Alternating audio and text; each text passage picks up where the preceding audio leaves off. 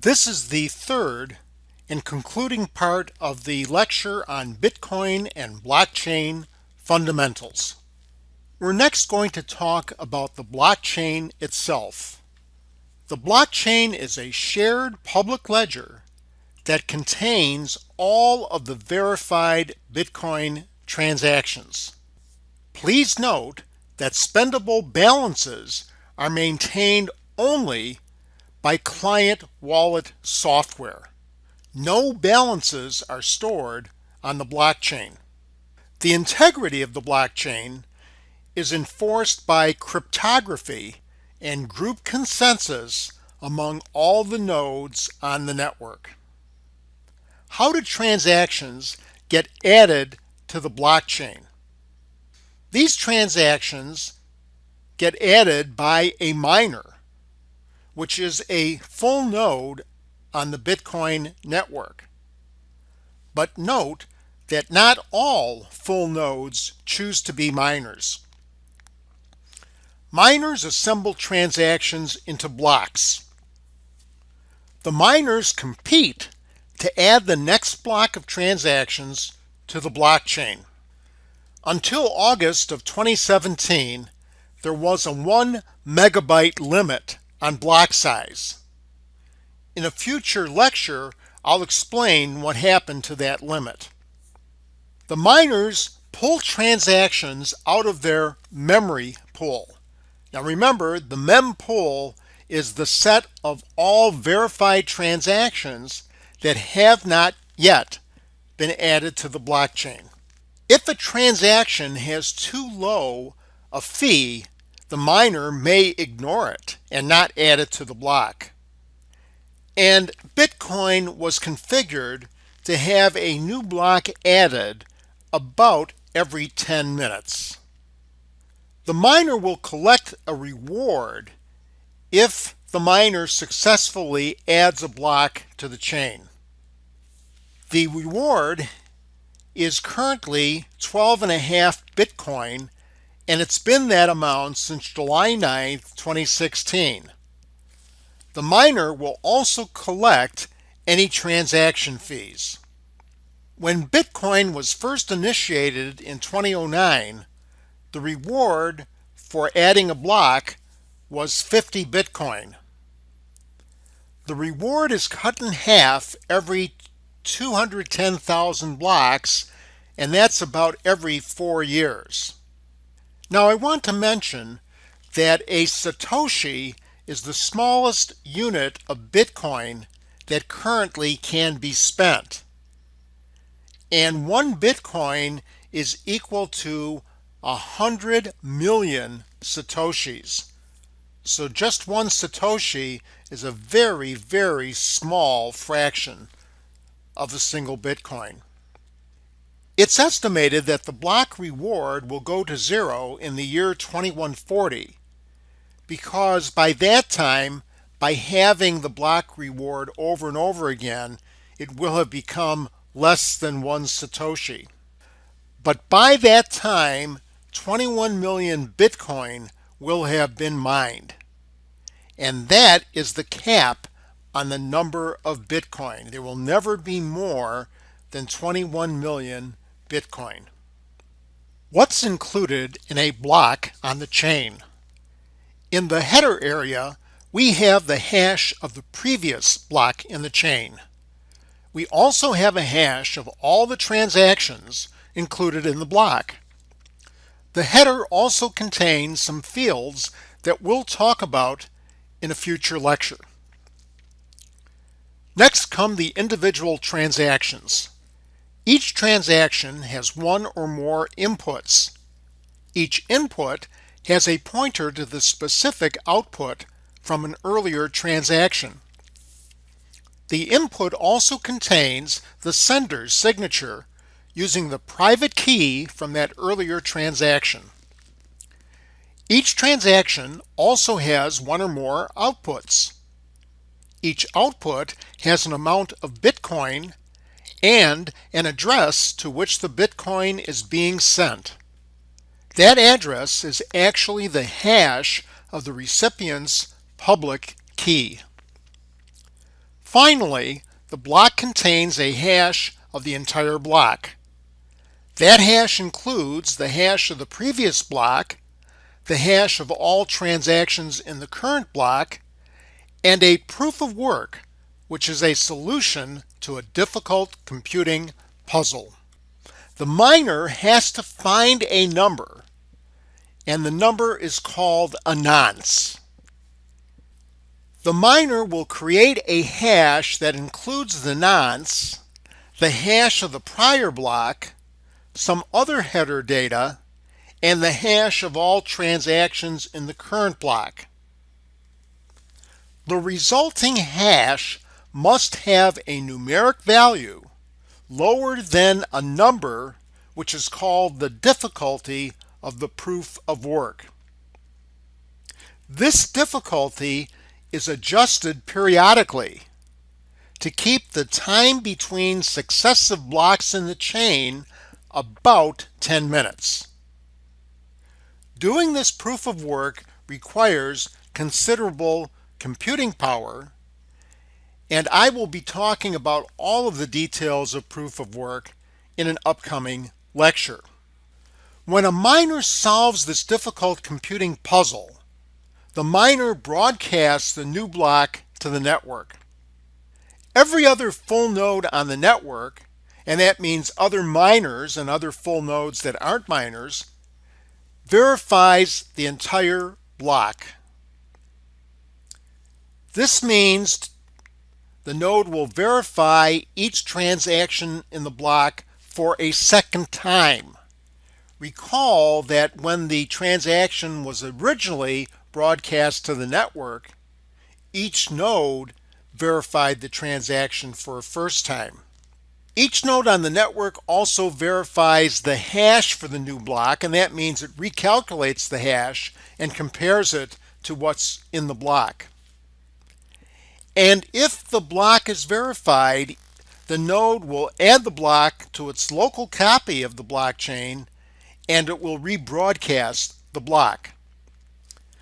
But if the verification fails, the node will simply ignore the new block. Now, how does a miner create new bitcoins? This is done through the Coinbase transaction, which is the first transaction in a block. This transaction is created by the miner to collect the block reward, which means new bitcoins, and the reward is currently 12.5 Bitcoin, and any transaction fees. There are no inputs to the Coinbase transaction, and there's a place in this transaction where the miner could put any arbitrary data. I do want to mention the Genesis block in the chain. This is the very first block in the blockchain, and it was created by Satoshi Nakamoto. There's only a single Coinbase transaction within the Genesis block, and the arbitrary data for the Coinbase transaction was a reference to a contemporary article in the London Times on January 3rd, 2009, Chancellor on brink of second bailout for banks. Why was that information included? Well, this was during the worldwide financial crisis, and it's thought that Satoshi Nakamoto was referencing the problems with other currencies. And also, this reference shows when the Genesis block was created. The first 50 bitcoins in the Genesis block are not spendable. And it's interesting to note that 16 additional bitcoins have since been sent to this unspendable address, and they've been sent as tributes to Satoshi Nakamoto for his brilliance in creating Bitcoin. Let's take a close look at how blockchain works. Here we're showing 3 of the blocks on the chain. Notice that block 202 has a hash of the prior block 201, It's got a hash of all transactions in the block. It's got other header data. It's got all the transactions in the block. And then finally, it's got the hash of block 202. The next block in the chain contains the hash of block 202. And then the following block, block 203, contains the hash of block 202. So each block contains the hash of the previous block, and the hash of the previous block is always included when calculating the hash of the current block. That's why if something is changed in an earlier block, the hash of every successive block will be wrong. Now let's imagine that a transaction gets changed in block 202. This will mean that the hash of all transactions in block 202 won't work. And that means the hash of block 202 is wrong. Because the hash of block 202 is wrong, the hash of block 203 is wrong, and the hash of every subsequent block is wrong.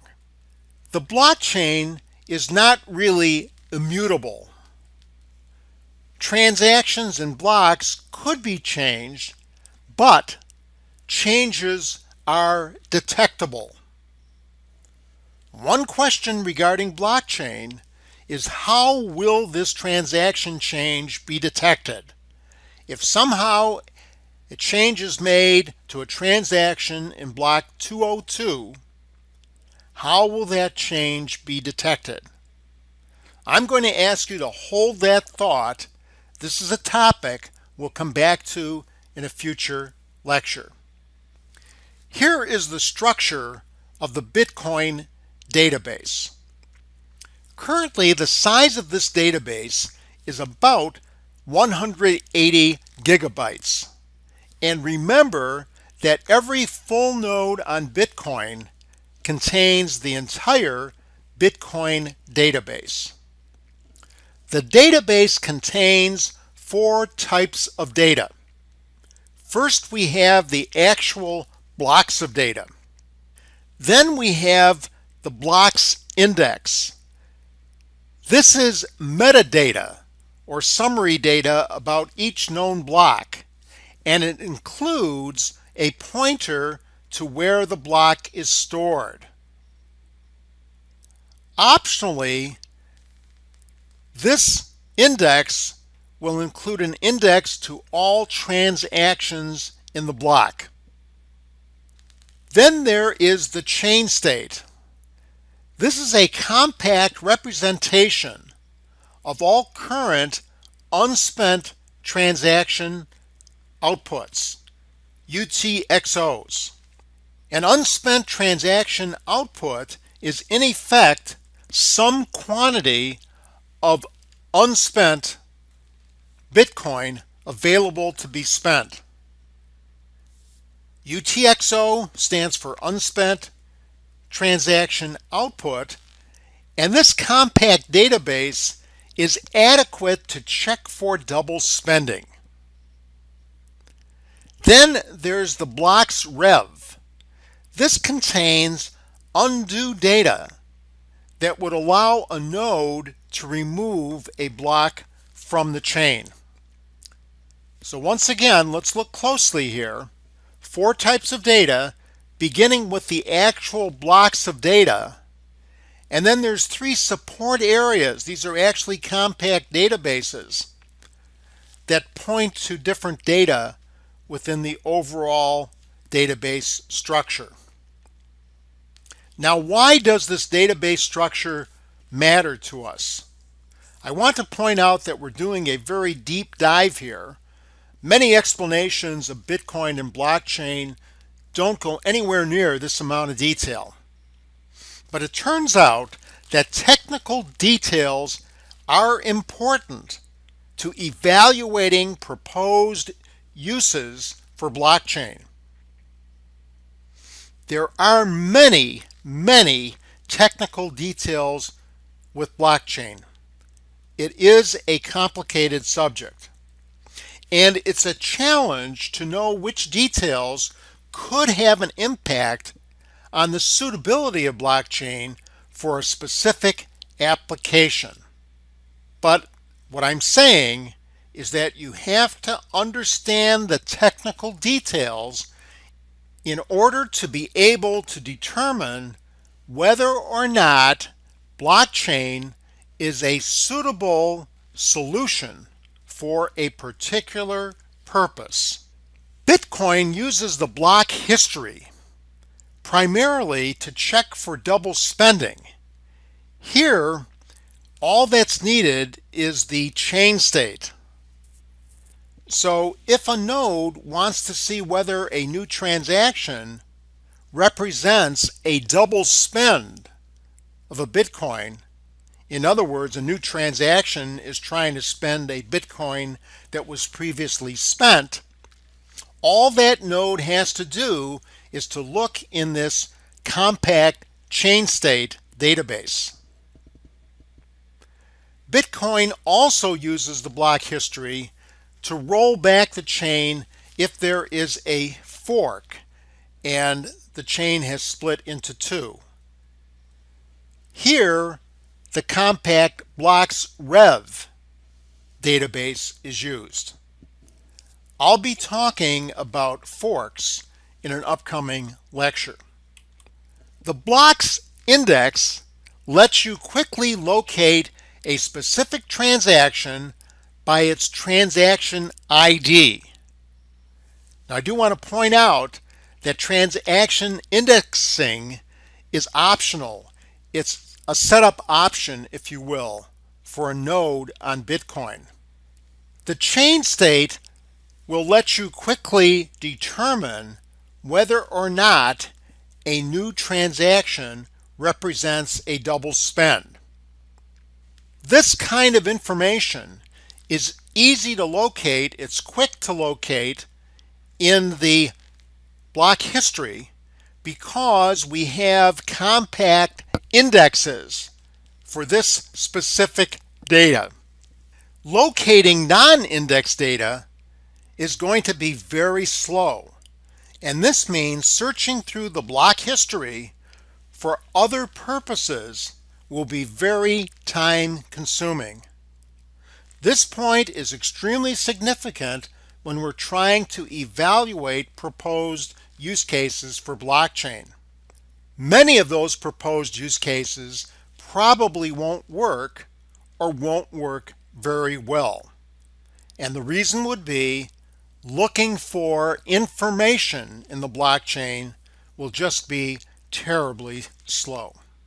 As an example, let's consider using Bitcoin to maintain vital statistics. This use of blockchain has been proposed. So we would have such statistics as births, deaths, marriages, divorces, and so forth. And just accept for now that this application is possible using Bitcoin. Consider the following query. How many people born after January 1st, 1998 have been married? In other words, we're going to take a look at people who've been born in the past 20 years, and we want to see how many of them have been married. Think about how this query would be processed using the blockchain. There is no index into this sort of information. So we would have to go back to a block that had information from 1998 and look at that block and all successive blocks to try to pull this information. It would be extremely cumbersome and extremely time-consuming to run this query. Modern databases with structures that are very different from blockchain have evolved to process queries of this type efficiently. Without going into a lot of detail here, they've done such things as specific physical data storage techniques and creating multiple index tables to speed up query processing. So this is our first glimpse into why there may be a mismatch of blockchain technology with many proposed use cases for blockchain. You need to have a strong understanding of exactly how blockchain works in order to evaluate proposed use cases. And a corollary to this statement is, if you're thinking about doing development of an application on blockchain, you should really understand how blockchain works and know whether or not it is a good fit with the requirements of your application. So where are we headed in this course? We want to try to find out what other characteristics of Bitcoin's blockchain could limit blockchain suitability for other purposes. And we're also going to look at whether other versions of blockchain, specifically Ethereum and Hyperledger Fabric, overcome those limitations. This concludes the lecture on Bitcoin and blockchain fundamentals. Thanks for your attention.